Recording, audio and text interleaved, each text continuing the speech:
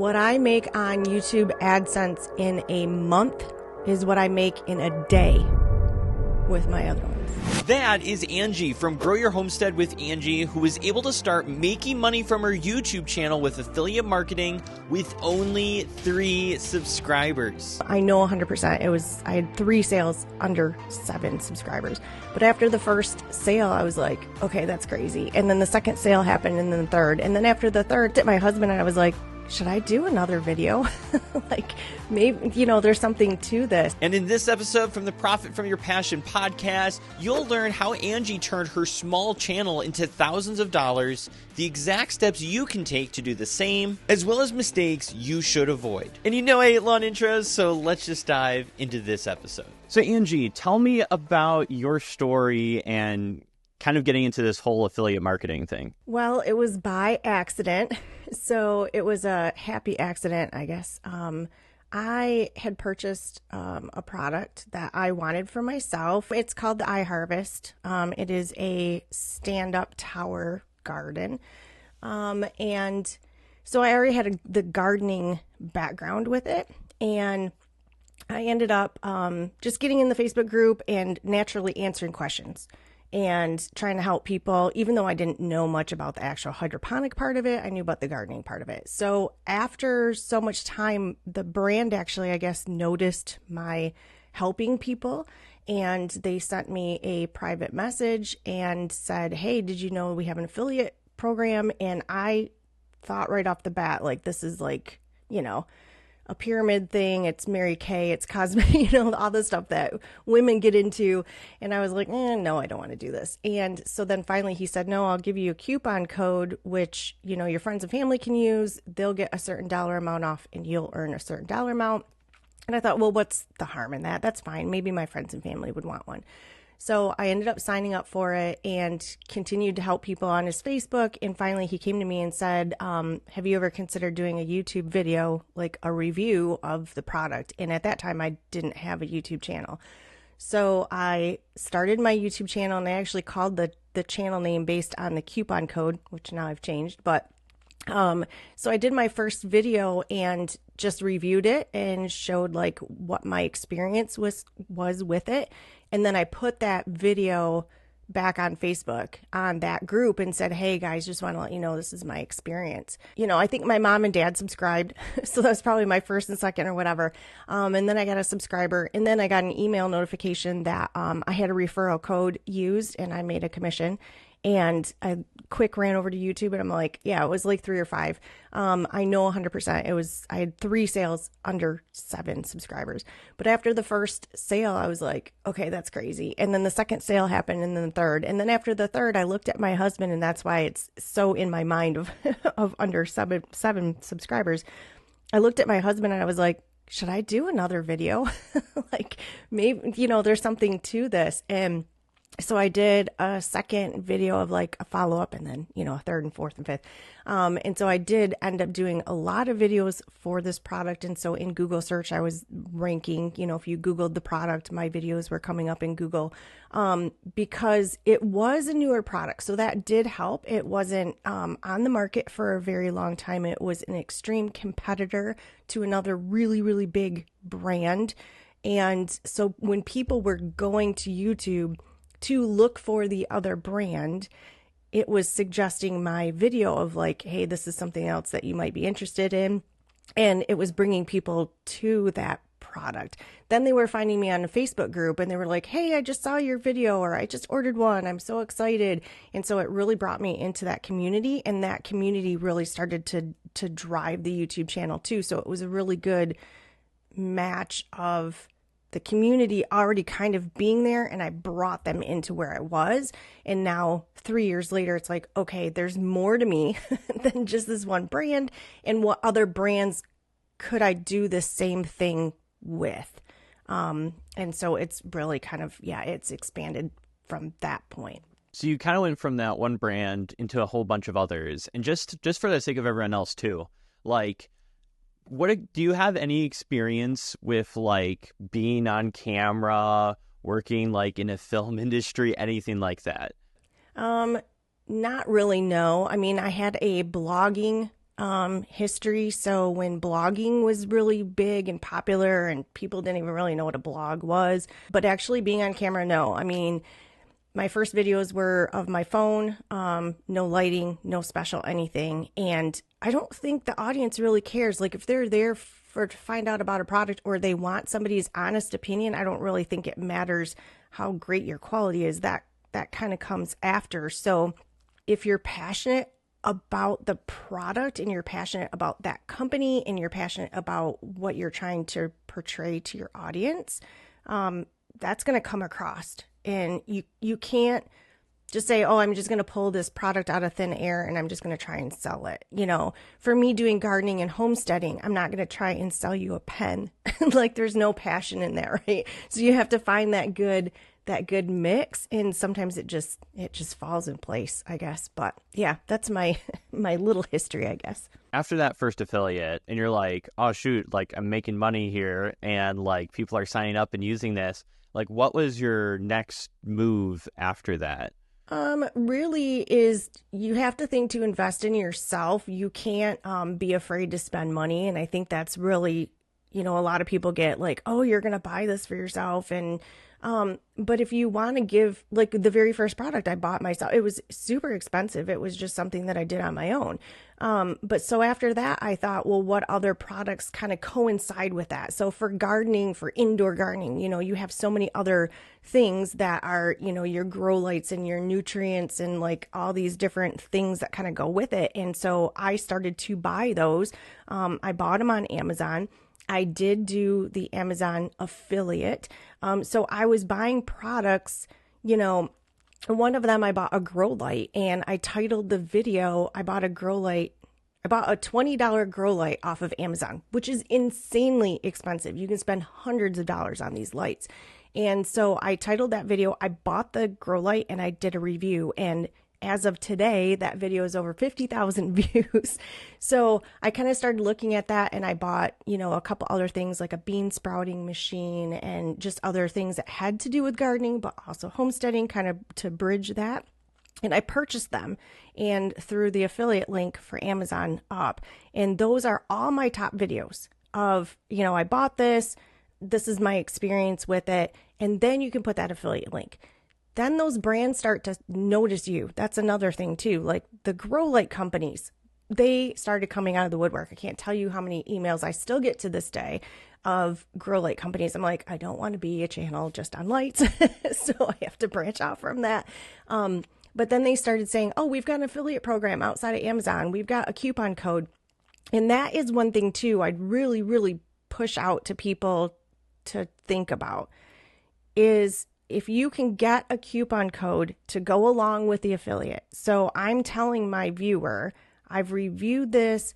This is my opinion, and I have a relationship with this company. And because I do, I can offer you 20% off.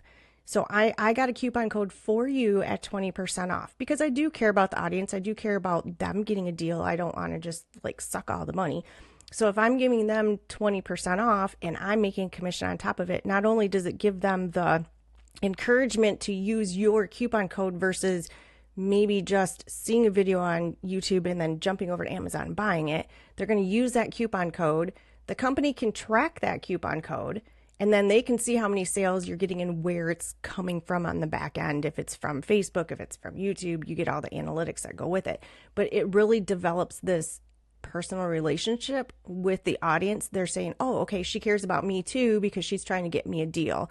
You know, I'm not out to like try and sell somebody something that's either a crappy item or overpriced or anything like that, because they'll come back on your comments. They will come back on your comments on your YouTube video and they'll be like, oh, she's just trying to sell you something. So getting those coupon codes is, you know, and the companies, they'll do it. They don't care. If they give you 10%, they get 20% off. That's 30%. They're making way more by selling thousands of these things than if they just, you know, paid tens of thousands of dollars in their own advertising. So it's a really, you have to find that good balance. But the companies are out there. They are out there to work with, and they know they can work with influencers for sure. And with this all, like, you don't have to get into like specific numbers or anything, but like in terms of just like revenue, what have you been able to generate from your channel, just starting out and kind of like where you've grown over the last few years? I would say I was, I always use the word lucky, but I don't know. I think it just, things happen for a reason. But the main affiliate with the main indoor garden system, they are very, very expensive. So if you're talking a 10% commission off of something that is extremely expensive versus something that's, $10 or $15 at a 10%. So that first year really pushed me into a direction of like, okay, this could either be a full-time job at some point. I do have a 21 year career that's a little hard to walk away from at this point, but definitely a part-time job. And after the first year, we really stepped back and looked at that affiliate. And at that point, I think after my first year, I want to say I had 6 really good affiliates. Plus the Amazon side of it. So after the first year, it was like, okay, we need to become an LLC. And that's something that really scares people too, is now all of a sudden it's like, okay, I want to do this and I want to make this money and I want to, be partnered with these brands. But then it's like, okay, I got to step back. Do I even want to go down this route? Because now I have to turn it into a business. I have to take care of taxes. I have to track everything. And that might not be fun for everybody. But yeah, once we got to a certain point where it was, tens of thousands of dollars in a year or two, it's like, okay, we have to really start to turn this into a business and look at the potential of where it could take us in the future. So yeah, you have to kind of balance that too of like, am I just doing this for fun and I just want to have a brand deal so I can say I have a brand deal, or am I really going to take this seriously and turn it into something for the future? So here would be hypothetical. I'm a brand new creator. I have 0 subscribers. I'm coming to you, Angie. What should I do if I want to get started in affiliate marketing with my channel? I would say don't be afraid to buy your first couple products. It's totally fine. If that's what you want to do, like whatever your niche is, maybe establish 1 or 2 videos of what your niche is going to be and like show your audience that you know what you're going to talk about. And a lot of people get afraid of that. Like, oh, I don't know anything. You're always going to know something more than a beginner. So you can make your channel for beginners. If you're a beginner as well, you're always going to have some more knowledge. So then do those couple videos to establish yourself. Get a product, purchase it, review it, talk about your experience with it, and then let that video ride a little bit. I think evergreen content is perfect. That's what I do. My content can sit. If I don't ever review this main affiliate or my other affiliates ever again, they're out there. People can find them. I'm always going to have that revenue from that. And start to kind of establish yourself as I'm unboxing, I'm reviewing, I'm doing this type of thing. And then I say one of the easiest things that people don't realize that you can do is first start on Amazon, because it's just a one-stop shop just to shop. Okay, so you're going to go to Amazon and you're going to type in whatever your niche is. So if it's tech stuff, if it's gaming things, if it's like me with gardening and homesteading, just go on there and start like searching for things. See what Amazon recommends for you.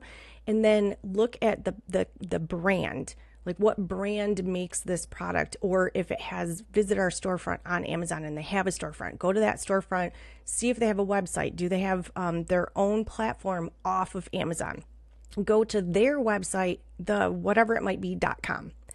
And you might have to purchase your first product because you're going to want to review it. You don't want to like not own it and not touch it physically to recommend it. So I like to maybe get that product and I'm going to review everything. How fast did it take to ship? Did they email me right away? Did they, is there communication, that type of thing? Then you're going to scroll all the way down to the bottom of the page. And where it has the contact us, about us, all those little footers, there's a lot of brands, a lot of websites that down in the little footer, it will just say affiliate program, become a partner. It has these little keywords down there, and click on it. If it has the affiliate program, affiliate, become a partner, click, and it will take you to a website that you can sign up. This is absolutely free. So you're just going to sign up. There's no, I need to prove myself. I need to have, 1,000 subscribers. I don't need anything at this point. I'm just going to sign up. I'm going to give them my email address. You can say if you want to be paid through PayPal, it's going to give you all those options. Once you get that, and a lot of them will say, here's your coupon code. It will say right off, like you're 10% off for your link, and just copy this link. So now when you have the product and you're doing the videos, or if you've already reviewed it, go back to your video and then put that little, in the description.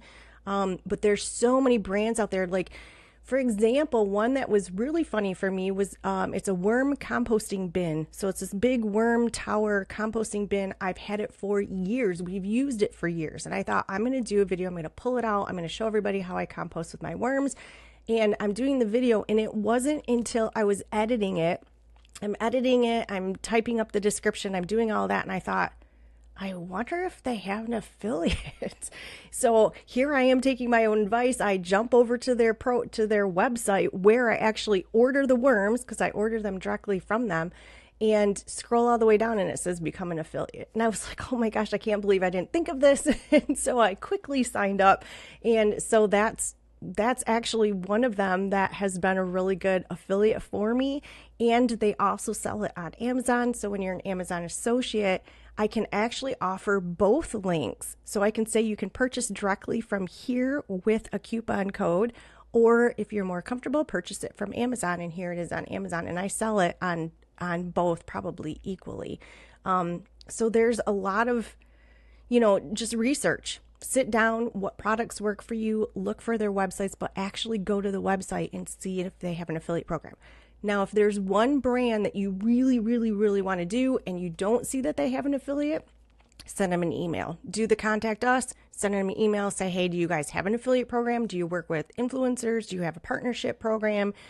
Do you offer coupon codes for people? And just send out the email. And again, seeing how quickly they respond back to you and the communication, that's also going to tell you if that's a company you even want to work with. So you're interviewing them as much as they're interviewing you. So also know your value on that too.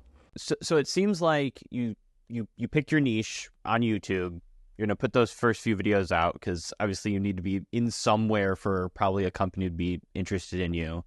And then kind of figure out, search those products or things that might be in your niche and find those companies' websites, see if they have an affiliate or reach out by email.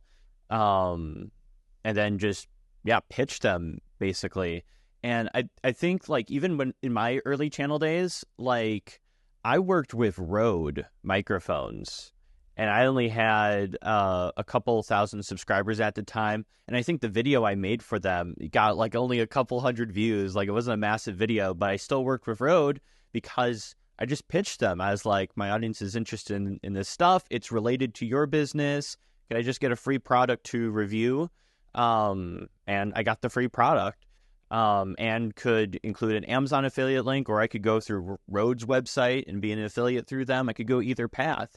But it was just a matter of like, I guess it's like figuring out who in your niche is an affiliate and then just pitching them, getting on their radar, letting them know you exist. Like for you, it was that Facebook page, just engaging in their groups and communities and being on their social media got them to see, oh, hey, this person can actually be useful for us.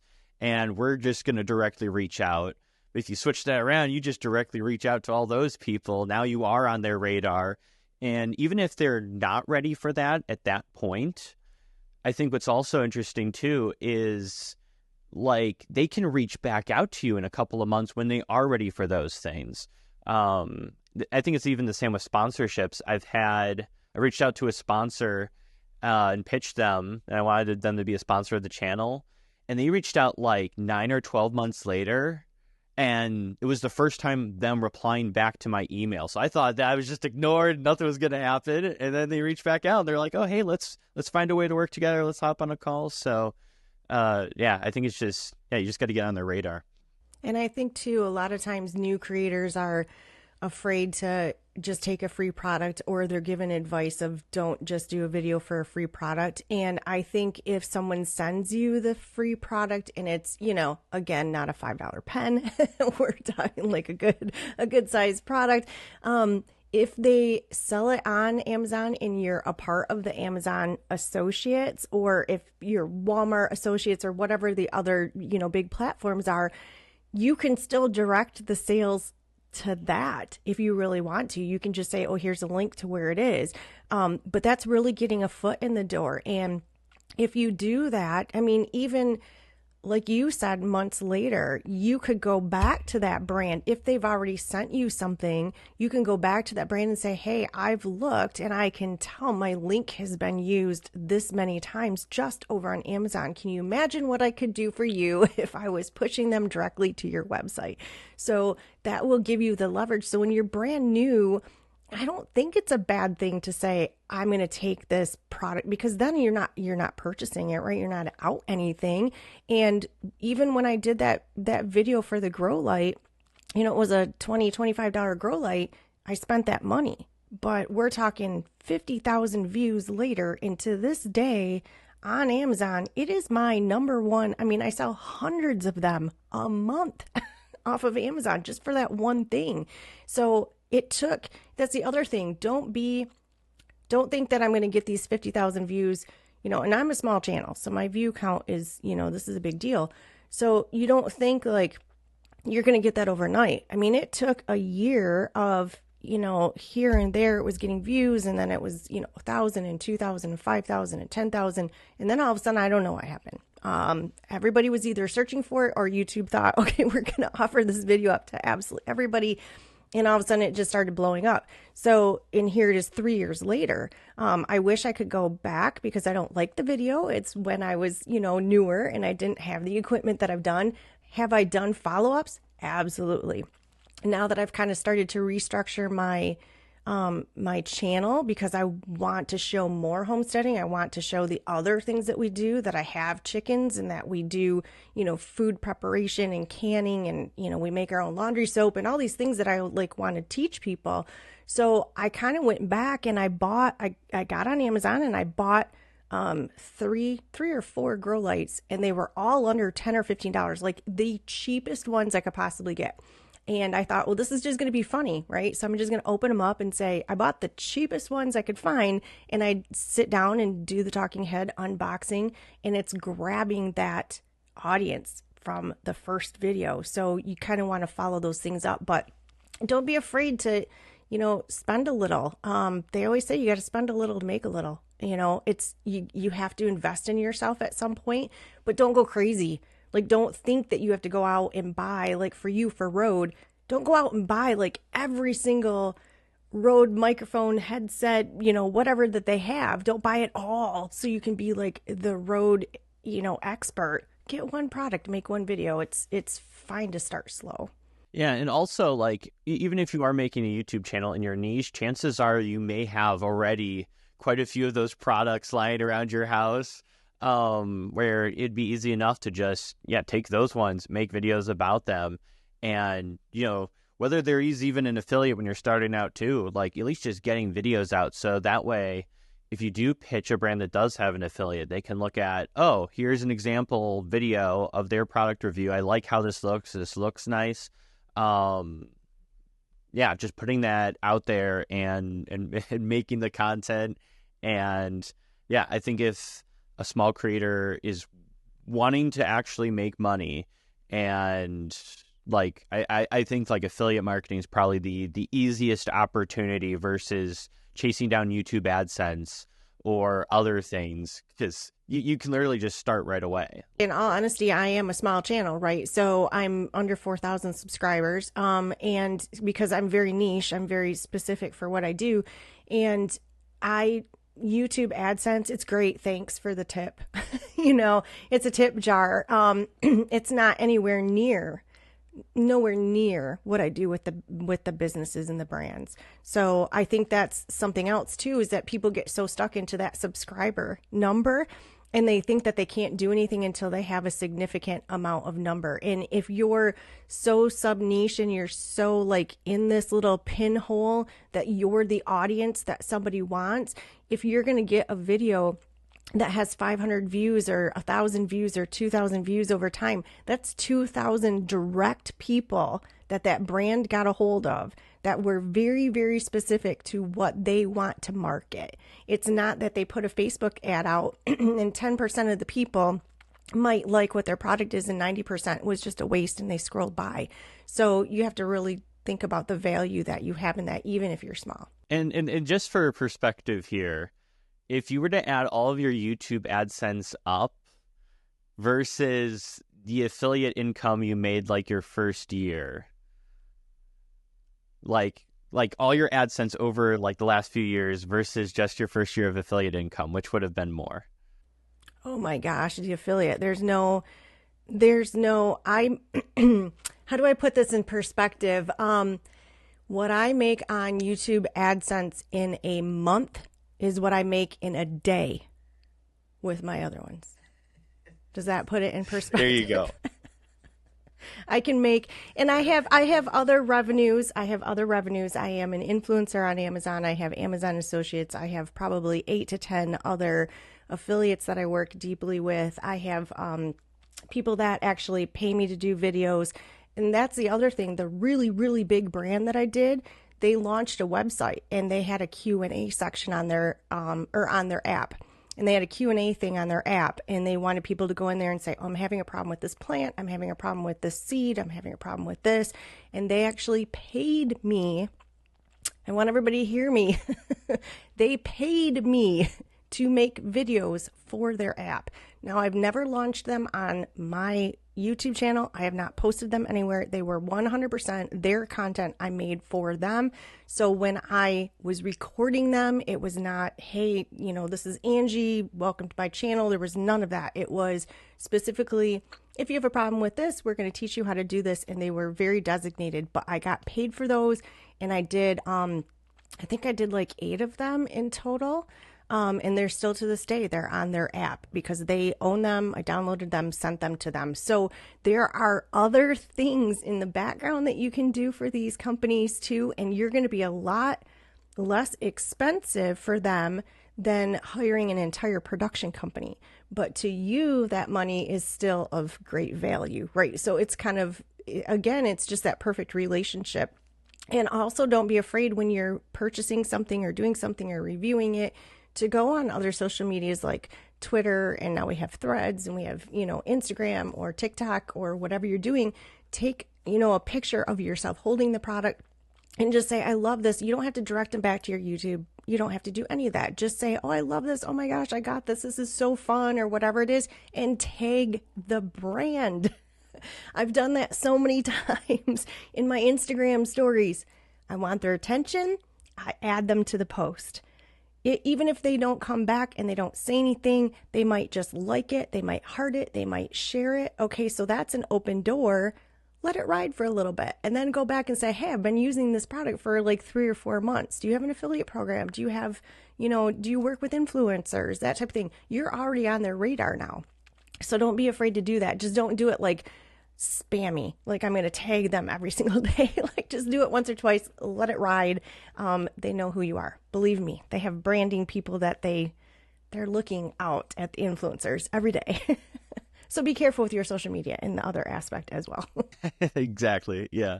And maybe to kind of wrap it up here too, is there anything like mistakes to avoid, things that people should know when they're getting started? Is there anything else that you think you could give to someone who's getting started in affiliate marketing?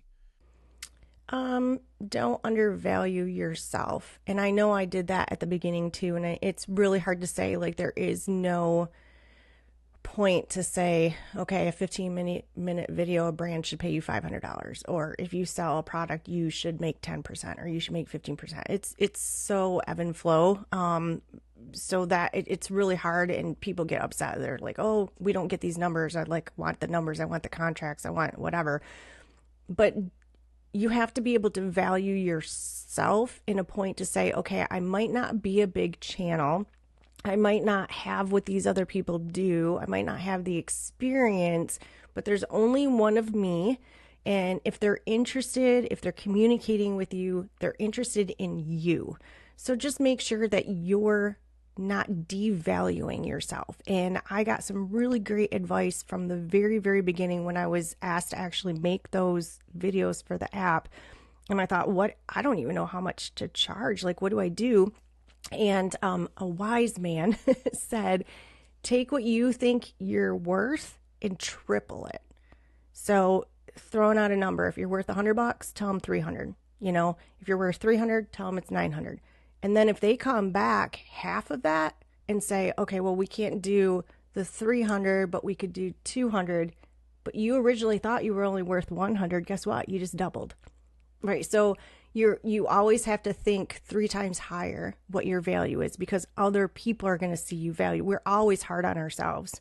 So value yourself 3 times more than what you think you are. And I've used that philosophy since the day that was told to me. It was the most important thing that really helped me in the journey of working with brands. And be yourself. You don't have to write these big fancy worded business emails. If they're communicating, just communicate. Just be real. They want somebody who's real. So that's what they're paying for. Hey, if you enjoyed that interview, make sure you subscribe and check out the rest of our podcast here on YouTube. You can click either on the playlist right here or go to our YouTube channel and scroll through all the list of different podcast episodes we have on profiting from your passion. And I'll see you guys over there.